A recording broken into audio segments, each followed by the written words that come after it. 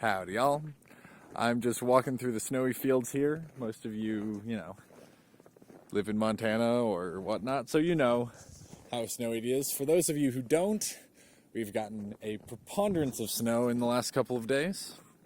But I don't want to talk about snow today, because most of you have experienced snow and know what that looks like. For those of you who don't, come up to Montana. We've got plenty of it.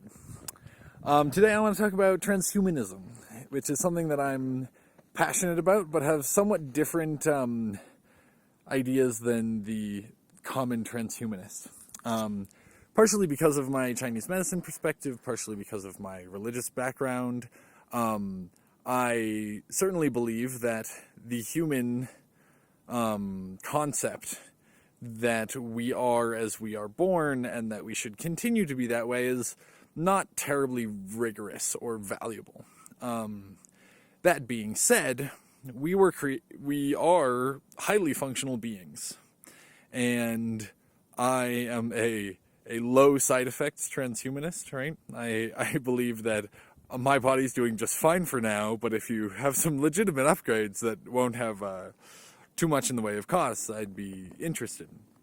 That being said, I think there's a deeper underlying kind of part of transhumanism that maybe doesn't get talked about as much than all the flashy, cyber arms and neuro upgrades and nootropics and uploading your brain to a computer and whatnot like that.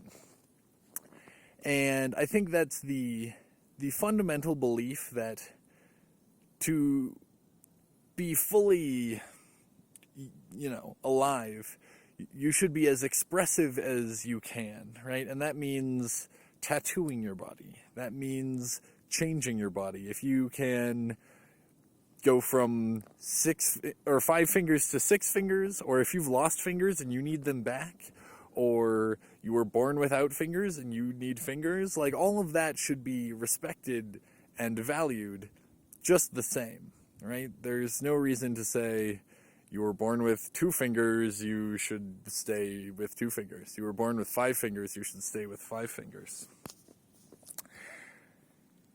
And this can kind of extend into a sense of, what does it mean to be me? Am I my mind? Is that what is common among the things that I want to be? Am I my body? Am I both? Am I neither? Am I something else entirely? Is there a soul?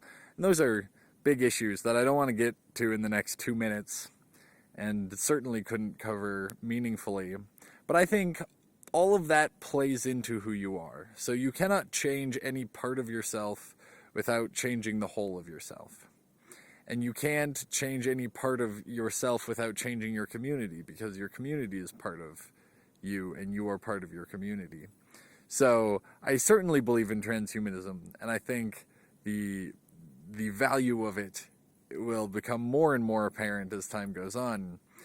But every choice along the way should be weighed heavily, because we're tinkering with ourselves now, and that becomes impactful in a new and different way. All right, I'll see you guys again soon on my next vlog.